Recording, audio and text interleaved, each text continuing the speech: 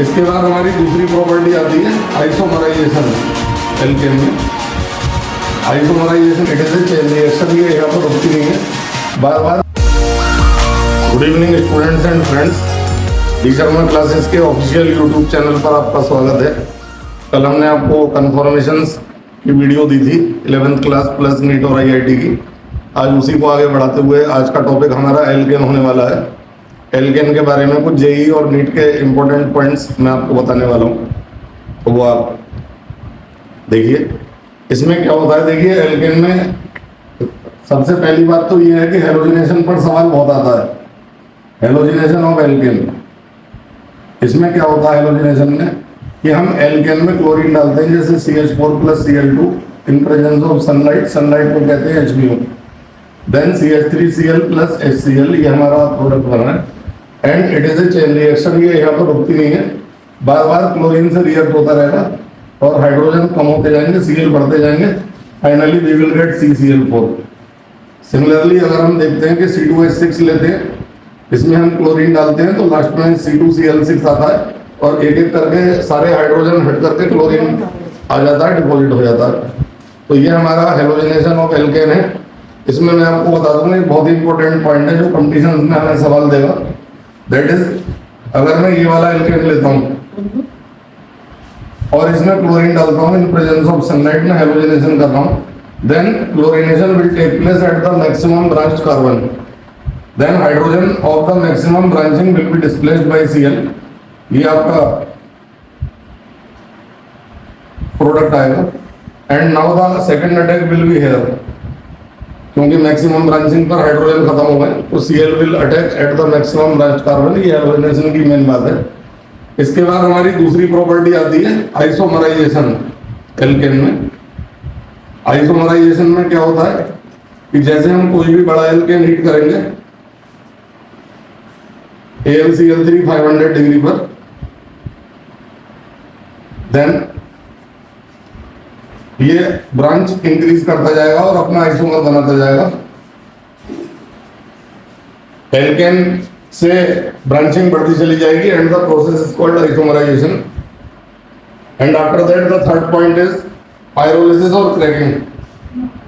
Pyrolysis and cracking, इसमें क्या है पायरोलिसिस एंड क्रैकिंग में कि जो भी एल्केन है, बड़ा एल्केन हम हीट करेंगे C4H10 और ये जब हीट करेंगे तो it will be broken into smaller hydrocarbons. ये हमारा क्रैकिंग और पायरोलिसिस है। बड़े एल्केन को हम हीट कर रहे हैं और बड़े एल्केन को हीट करेंगे एब्सेंस ऑफ एयर में, तब वो छोटे छोटे हाइड्रोकार्बन देगा। इसके बाद अगर हम लेते हैं C5H12 then it will be decomposed into C3H8 plus C2H4। ये क्रैकिंग है। क्रैकिंग और pyrolysis, larger hydrocarbon is broken into smaller hydrocarbons. Now the fourth one is vapour phase nitration. ज्यादातर सवाल गलत होता है इसमें। वेपर फेज नाइट्रेशन, जिसमें हम देखते हैं कि CH4 में हम नाइट्रिक एसिड डाल रहे हैं and this nitric acid is added at 400 degree centigrade and we are getting CH3NO2 plus water. So the nitration takes place at 400 degree centigrade, so that it is known as vapor phase nitration. And then water will be eliminated, nitromethane will be obtained। यहाँ पर HNO3 base का काम करता है students, ये आपको ध्यान रखना है। और CH4 works as acid. HNO3 वैसे तो एसिड है लेकिन यहाँ पर OH प्रोवाइड कर रहा है और OH प्रोवाइड करने की वजह से ये बेस का काम कर रहा है, that is vapour phase nitration. इसके बाद में अगली प्रॉपर्टी पर आता हूं जिस पर काफी सवाल आते हैं, दैट इज साइक्लाइजेशन और एरोमेटाइजेशन। बड़े हाइड्रोकार्बन्स में होगा, जैसे कि हम हेक्सेन लेते हैं C6H14 और इसको हम Al2O3 Cr2O3 की प्रेजेंस में हीट करते हैं 500 डिग्री पर, तो क्या होगा ये 6 कार्बन की रिंग बन जाती है, साइक्लाइजेशन हो गया प्लस हाइड्रोजन। अगर मैं आगे फर्दर हीट करता हूं देन बेंजीन बन जाती है और 3 हाइड्रोजन ऑफ निकल जाएंगे, that is cyclisation of alkene. ये कुछ मेन एल्केन की प्रॉपर्टीज हैं इसके अलावा एक और बहुत इंपॉर्टेंट प्रॉपर्टी आती है, that is called vapour phase sulphonation. Sulphonation in vapour phase, sulphonation in vapour phase. इसमें क्या होता है कि CH4 प्लस H2SO4, ये भी 500 डिग्री पर होना है नाइट्रेशन की तरह, and methyl sulphonic acid will be obtained and it is vapour phase sulphonation because of the temperature of 500 degree centigrade. Here CH4 act as acid and H2SO4 act as base. तो ये हमारा थोड़ा leak से हटके है, इसीलिए conditions में काफी पूछा जाएगा। H2SO4 बेस का काम कर रहा है because it is giving OH, and CH4 acid का काम कर रहा है because it is giving H। तो ये हमारे एल्केन के कुछ केमिकल प्रॉपर्टीज हैं। इसके बाद थोड़ा सा प्रिपरेशन की तरफ आते हैं, और प्रिपरेशन में जो सबसे पहला प्रिपरेशन है दैट इज एल्कीन का रिडक्शन एंड एल्काइन का रिडक्शन। एल्कीन एंड एल्काइन का रिडक्शन है, और ये रिडक्शन जो है ये निकल की प्रेजेंस में होगा, and the name reaction is Sabatier and Senderens. Sabatier and Senderens, Sabatier and Senderens reduction है ये first preparation. The second preparation is once again pyrolysis. इसको दोबारा समझाने की जरूरत नहीं है, एल्केन प्रोडक्ट में है, आप देख पा रहे हैं।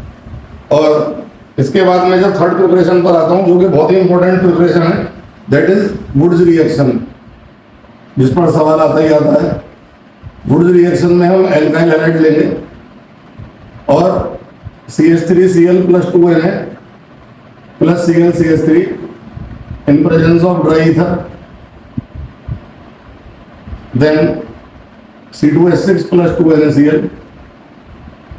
ये वुड्स रिएक्शन है। इसमें हम देखते हैं कि एल्काइल हैलाइड के दो मॉलिक्यूल्स हैं, 2Na के साथ हीट किया है, then 2NaCl is obtained and the final product is alkane, जो कि हम बनाना चाहते हैं। और वुड्स रिएक्शन की खास बात यह है कि इससे हम मीथेन प्रिपेयर नहीं कर पाएंगे। Methane can not be prepared by Wurtz reaction, and after that the odd number of carbon atoms present in the molecule, then such alkanes cannot be prepared by Woods. Only the alkanes with even number of carbon atoms can be prepared by Woods reaction.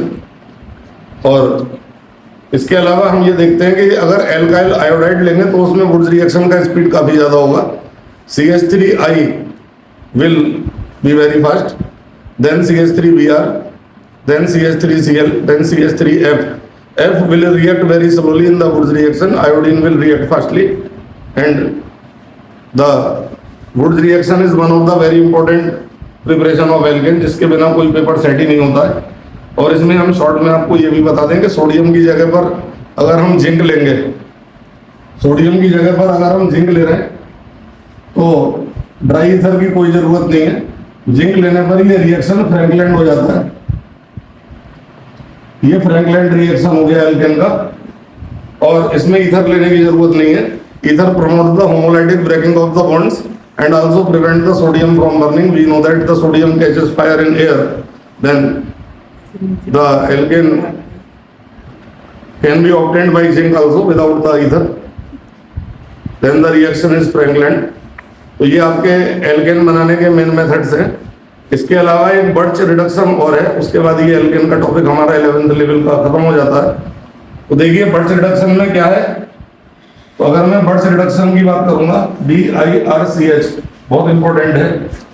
Alkyl halide plus 2H, then it will give CH4 plus HCl। ये हमारा birch reduction है। और birch reduction में बता दूं, chloride में सबसे तेज होगा, then fluoride, then bromide, then iodide. ये बर्च रिडक्शन का फास्टनेस सबसे ज्यादा क्लोराइड में बर्च रिएक्शन फास्ट होता है, और सबसे स्लो आयोडाइड में होता है। तो this is all about your alkane 11th class and competitive class. इससे अगली वीडियो में मैं आपको एल्कीन के बारे में डिटेल में एक्सप्लेन करूंगा, और उसके बाद फिर हमारा अगला वीडियो एल्काइन के ऊपर होगा। अगर चैनल आप सब्सक्राइब कर लीजिए, वीडियो पसंद आया हो तो, और वीडियो को शेयर भी कर दीजिएगा ताकि ज्यादा से ज्यादा स्टूडेंट वीडियो का लाभ उठा सके। Thank you. I hope you guys like this video. मैं मिलूंगा तुम लोगों से नेक्स्ट वीडियो में। So now तुम लोग सब्सक्राइब कर लो, ये चैनल अच्छा है। तुम्हें